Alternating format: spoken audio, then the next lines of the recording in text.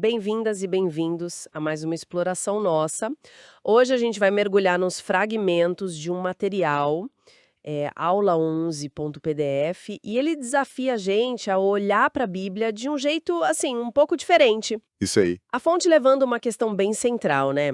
Será para a gente ver a Bíblia só como um livro de regras, um manual, ou como, tipo, uma carta de amor do Tai? Uma pergunta forte, né? É. E a nossa missão aqui é tentar desemaranhar isso, com base nesses textos mesmo. Como é que a Bíblia se apresenta como a revelação de Deus e, ao mesmo tempo, alimento para a nossa fé?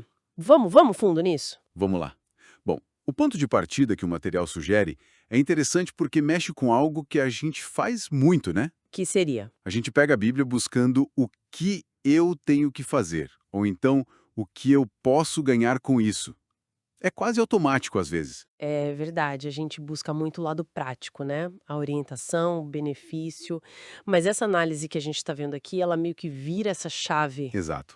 Ela sugere que a função número um da Bíblia não seria essa, mas sim ser a autorrevelação de Deus, sabe? Como se fosse um registro de como ele decidiu se mostrar pra gente. Uhum.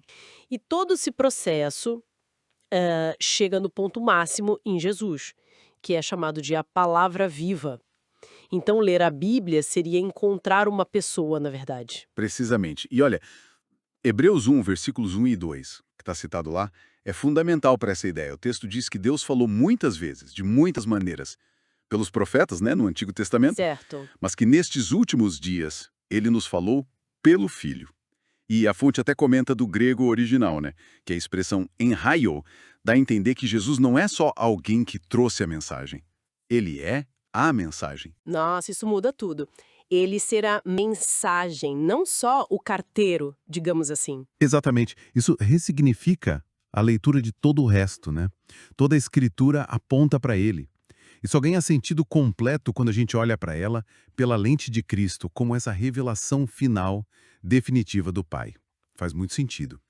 E seguindo essa linha, sobre o que é a palavra, o material leva a gente para outro texto bem conhecido, 2 Timóteo 3, versículos 16 e 17, Isso. que diz: toda a escritura é inspirada por Deus.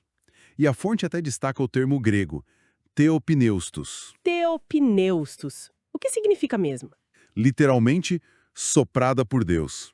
É uma imagem muito forte para indicar a origem divina que o texto atribui às escrituras. Soprada por Deus, caramba. Isso dá um peso, uma autoridade, e o texto não para por aqui, né? Ele conecta essa origem divina com uma utilidade bem prática. Sim, sim. Logo depois diz, e útil para o ensino, para a repreensão, para a correção, para a educação na justiça. Ou seja, não é só divina na origem, ela tem uma função clara, poderosa, para formar o crente, sabe? Para moldar caráter, conduta. Entendi. Então a gente tem a escritura como revelação de Deus em Cristo. Uhum. E como essa ferramenta inspirada por Deus para nos formar. E o material ainda coloca mais uma camada aí, que é a da sobrevivência espiritual, né? Exatamente. Aí entra Mateus 4.4. Jesus está lá no deserto sendo tentado e ele cita Deuteronômio, né? Não só de pão viverá o homem, mas de toda a palavra que procede da boca de Deus. Essa é clássica. Pois é. E a palavra grega para palavra aqui é rema, que muitas vezes tem essa conotação de palavra falada, dinâmica, viva. A comparação é direta. A nossa vida espiritual depende dessa comunicação de Deus que está registrada na Escritura, assim como o corpo depende do pão. É vital, essa comparação com o pão é muito impactante mesmo. E para amarrar tudo isso, o material usa uma analogia que eu achei ótima. Qual delas? A da caixa do pai ausente. Imagina que um pai deixa uma caixa para o filho. Dentro tem o manual de instruções da casa e um diário pessoal dele. Ah, lembro dessa. O manual é útil, claro. Sim, para saber como as coisas funcionam, mas é no diário que tá o coração do pai, né?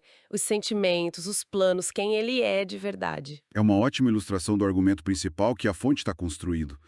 Que, embora a Bíblia tenha, sim, suas instruções, seu manual, Uhum. ela é, antes de tudo, esse diário do Pai.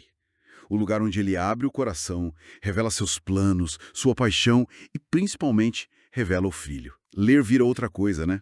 Deixa de se só buscar regra Vira um encontro. Um encontro relacional mesmo.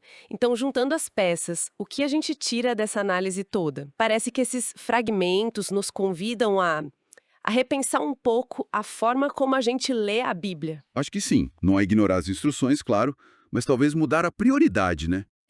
Se a gente conecta os pontos que a fonte levantou. Hebreus 1 mostra a Escritura como revelação de Deus que chega ao ápice em Cristo. 2 Timóteo 3 afirma a origem divina e a utilidade dela para a nossa formação. Certo. E Mateus 4 declara que ela é alimento essencial para a alma.